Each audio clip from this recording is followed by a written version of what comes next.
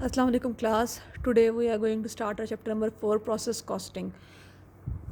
Last chapter में हम लोगों ने पढ़ा है job order costing. Now we are going to study process costing. Job order costing and process costing are two different common methods for determining unit product cost. जो भी हम production में कर रहे होते हैं, कोई भी चीज़ बना रहे हैं, प्रोड्यूस कर रहे हैं, उसके अंदर अगर हमने पर यूनिट कॉस्ट कैलकुलेट करनी है तो उसके लिए दो बहुत इंपॉर्टेंट मेथड्स हैं, प्रोसेस कॉस्टिंग और job order costing. Job order costing हमने पढ़ा था पिछले चैप्टर में और इस चैप्टर में हम लोग पढ़ेंगे प्रोसेस कॉस्टिंग को. आप लोगों को ऑलरेडी लास्ट 2-3 लेक्चर्स में वीडियोस में ये चीज़ बार बार रिवीजन की गई है कि what is job order costing and what is process costing. And you know that in job order costing we are producing many different products. हम बहुत मुख्तलिफ तरह की प्रोडक्ट्स बना रहे होते हैं, एक ही इंडस्ट्री में मुख्तलिफ प्रोडक्ट्स बना रही हैं.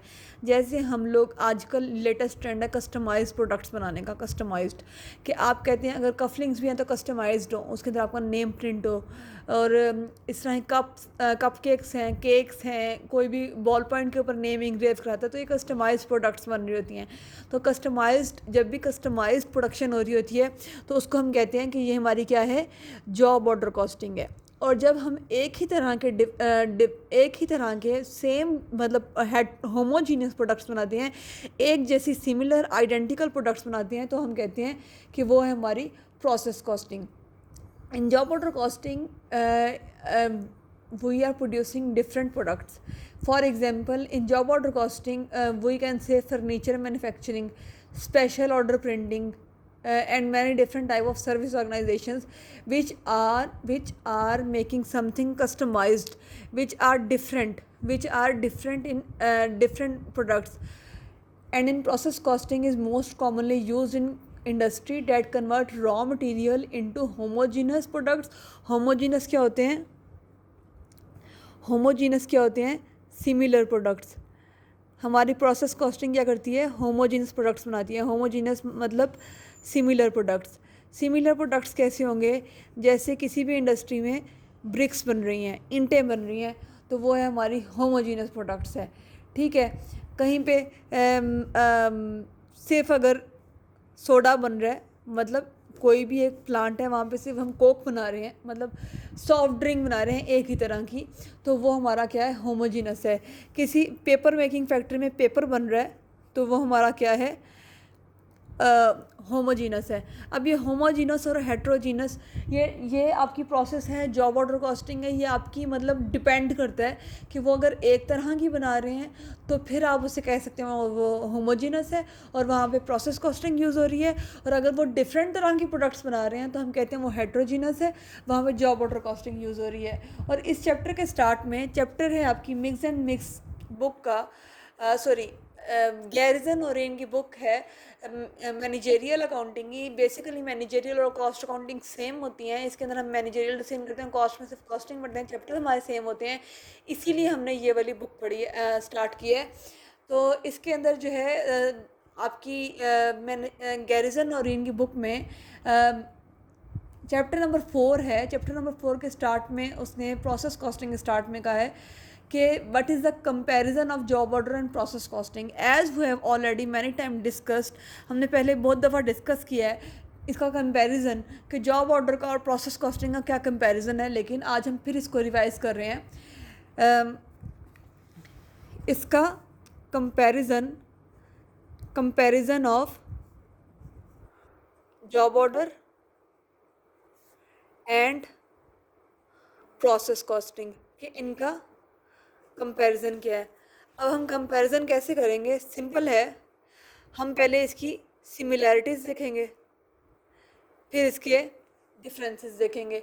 सिमिलैरिटीज़ क्या होंगी, सिमिलैरिटीज़ क्या है कि बोथ आर मैन्युफैक्चरिंग, दोनों में कुछ ना कुछ बन रहा है ना. बेशक एक में सिमिलर है और एक में डिफरेंट है. Both system has the same basic purpose to assign material, labor and manufacturing overhead to products and to provide a mechanism for computing unit product cost. यानी कि दोनों के अंदर हम मैन्युफैक्चरिंग प्रोसेस कर रहे हैं, दोनों के अंदर रॉ मटेरियल को पुट करते हैं, रॉ मटेरियल लेते हैं, लेबर लगाते हैं, मैन्युफैक्चरिंग ओवरहेड लगाते हैं और एक एंड प्रोडक्ट बना लेते हैं. फिर नंबर 2 पे है both system use the same basic manufacturing accounts including manufacturing overhead, raw material, work in process and finish goods. Both systems use the same basic manufacturing accounts including manufacturing overhead, raw material, work in process, finished goods. यानी कि दोनों के अंदर main accounts तो same है.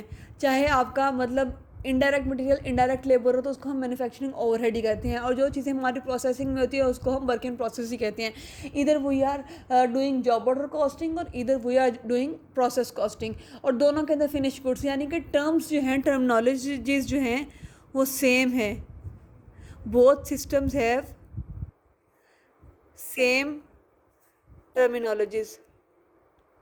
ठीक है, ये दूसरी चीज़ आ गई. पहली चीज़ की क्या थी कि दोनों प्रोडक्शन प्रोसेस कर रही हैं, दोनों रॉ मटेरियल लेती हैं, लेबर लगाती हैं, ओवरहेड लगाती हैं और कुछ प्रोड्यूस करती हैं. बोथ जो है वो सेम टर्मिनोलॉजीज यूज़ कर रही हैं. फिर तीसरी है flow of cost through manufacturing account is basically the same in both systems, कि कॉस्ट भी सेम वैसी फ्लो हो रही होती है. तो ये तो थे इसके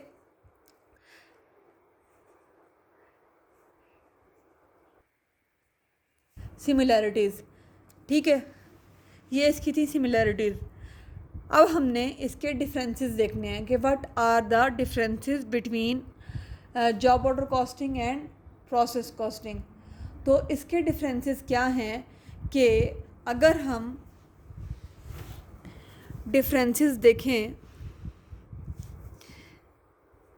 डिफरेंसेस में है सबसे पहले कि जॉब ऑर्डर कॉस्टिंग में many different jobs are worked on during each period with each job having different production requirement.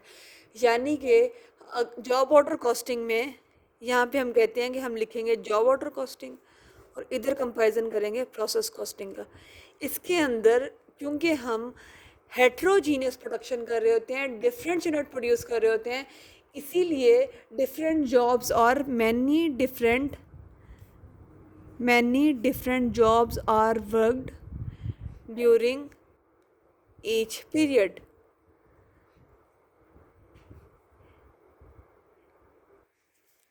Many different jobs are worked on each period. और अगर हम प्रोसेस कॉस्टिंग करते हैं तो उसमें हम क्या करते हैं, होमोजेनस प्रोडक्ट्स बनाते हैं, एक तरह के प्रोडक्ट्स बनाते हैं.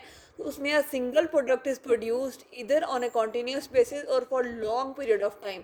यहाँ हम एक ही सेट में फटाफट से कॉन्टीन्यूस बेसिस पे एक ही स्ट्रेंथ में एक सिंगल प्रोडक्ट बना लेते हैं. यहाँ पर लंबे अरसे के लिए एक ही तरह का सिस्टम चल रहा होता है, डिफरेंट जॉब्स नहीं होती. One single product is produced for long time period और ऑन कॉन्टीन्यूस बेसिस. नंबर 2 पे है कॉस्ट और अकोमुलेटेड बाय इंडिविजुअल जॉब. ठीक है, यहाँ भी हम हर एक जॉब की, जॉब ऑर्डर कॉस्टिंग में हर एक जॉब की अलग अलग कैलकुलेशन कर रहे हैं. और यहाँ पे कॉस्ट और अकोमुलेटेड बाय डिपार्टमेंट, और यहाँ पे हम कॉस्ट को डिपार्टमेंटल वाइज जो है कॉस्ट को देखते हैं. और नंबर 3 पे है जॉब ऑर्डर कॉस्टिंग में unit cost are computed by job on the job cost sheet. यहाँ पे हम जॉब कॉस्ट शीट में हर जॉब की अलग अलग यूनिट कॉस्ट चेक करते हैं, और यहाँ पे हम डिपार्टमेंट की चेक करते हैं. अगर आपको याद हो तो बिल ऑफ मटेरियल और टाइम टिकट और जॉब कॉस्ट शीट वो इसीलिए यूज़ होती हैं कि हम अलग अलग हर जॉब की यूनिट प्रोडक्ट कॉस्ट को कैलकुलेट कर सकें. और यहाँ पे हम देखते हैं एक एक डिपार्टमेंट की प्रोडक्शन को, एक एक डिपार्टमेंट की कॉस्ट को, क्योंकि यहाँ पे हम एक तरह के प्रोडक्ट्स बना रहे हैं. तो अगर मैं आपको फिर से रिवाइज कर दूँ कि इसके अंदर सिमिलैरिटीज़ क्या थी कि both are manufacturing something, they are taking raw material, they are imposing labor and they are producing a product. दोनों के अंदर बोथ सिस्टम है, same terminologies, work in process भी वैसे ही हम कहते हैं वर्क इन प्रोसेस हो रहा है, मैन्युफैक्चरिंग ओवरहेड हो रहा है, लेबर हो रही है, फिनिश गुड्स हो रही हैं, टर्मिनोलॉजी सेम है, अकाउंट हेड सेम है, और इसके अंदर cost of flow of cost भी सेम है कि कॉस्ट तो आपकी लग रही है ना। और डिफरेंसेस में अगर हम आएँ तो जॉब ऑर्डर कॉस्टिंग में क्योंकि हेट्रोजीनस होते हैं और वहाँ पे होमोजीनस होते हैं, तो यहाँ पे सबसे बड़ा डिफरेंस ये है कि हर कॉस्ट जॉब का की कॉस्ट को अलग अलग कैलकुलेट करेंगे, और यहाँ पे हर एक सिंगल प्रोडक्ट बन रहा है वो लॉन्ग टाइम पीरियड के लिए बन रहा है, और यहाँ पे कॉस्ट को एकमुलेटेड करते हैं एक इंडिविजुअल जॉब के लिए, और यहाँ पे हम कहते हैं डिपार्टमेंटल वाइज, और यहाँ पे हम कहते हैं कि unit cost are computed by job on job cost sheet and they are calculated on the basis of departments. तो ये सबसे पहली हमारी एक होगी overview comparison of job order costing and process costing.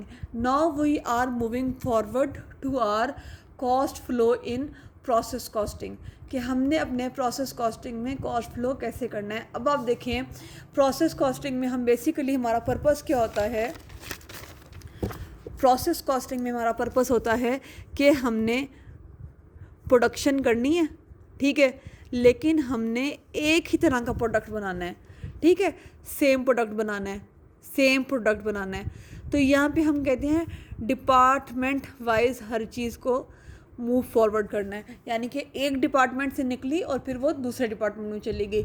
तो हमने यहाँ पे डिपार्टमेंट वाइज देखना है कि पहले ये एक स्टेप था और ये फिर आगे फॉरवर्ड हो दूसरा स्टेप है, प्रोसेसिंग डिपार्टमेंट है, फिर फॉर्मुलेटिंग डिपार्टमेंट है, फिर फिनिशिंग डिपार्टमेंट है।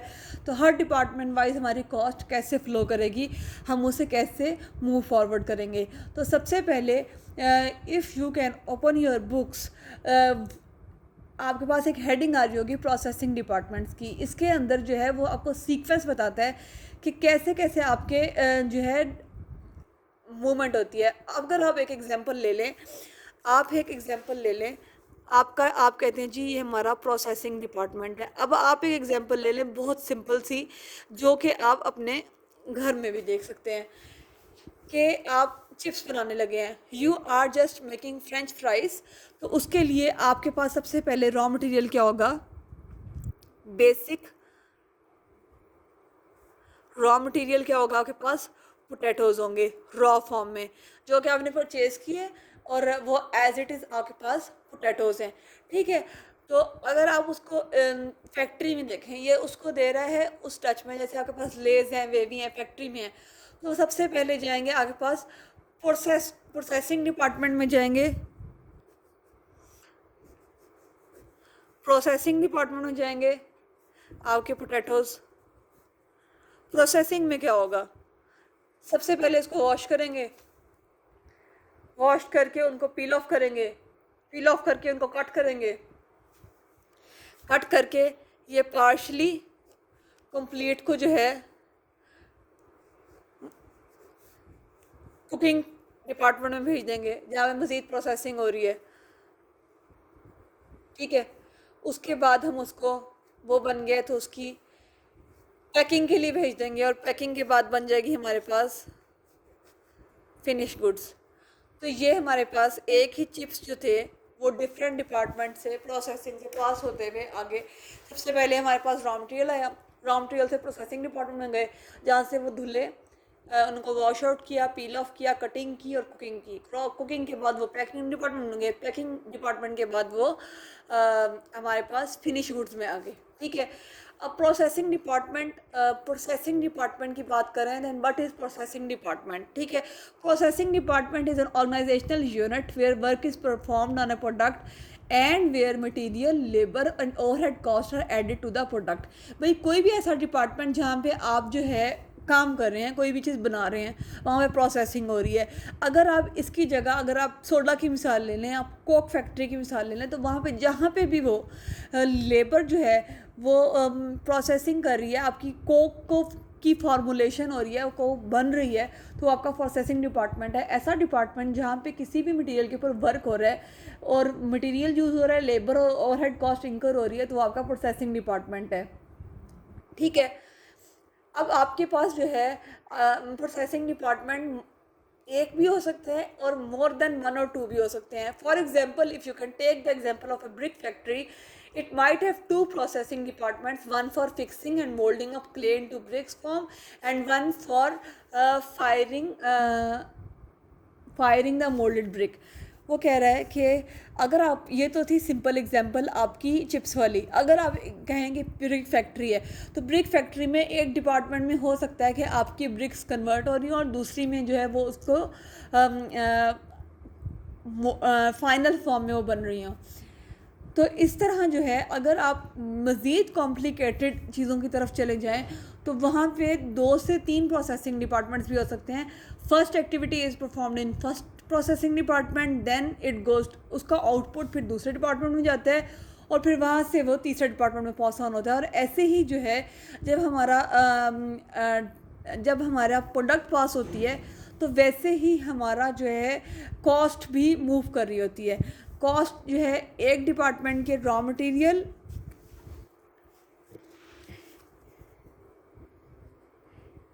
एक डिपार्टमेंट का रॉ मटेरियल, वेजेस पेएबल और मैन्युफैक्चरिंग ओवरहेड. फॉर एग्जांपल हमारे एक डिपार्टमेंट का था, ठीक है, और फिर work in process of department A, ये फिर मूव करते हैं दूसरे डिपार्टमेंट में, उसके वर्क इन प्रोसेस पे ट्रांसफ़र हो जाते हैं बी के, और फिर वहाँ से चीज़ चली जाती है फिनिश गुड्स में, और फिर कॉस्ट ऑफ गुड्स सोल्ड जब वो सेल हो जाती है. यानी कि एक डिपार्टमेंट की तीनों कॉस्ट ट्रांसफ़र होती हैं दूसरे डिपार्टमेंट में और फिर वहाँ से वो फिनिश गुड्स में ट्रांसफ़र हो जाती हैं. अब हम जो है इनकी जर्नल एंट्रीज देखेंगे कि हमने इनकी जर्नल एंट्रीज़ को कैसे पास करना है. तो इसकी जर्नल एंट्रीज हम देखेंगे अपनी नेक्स्ट वीडियो में. Stay connected. Thank you.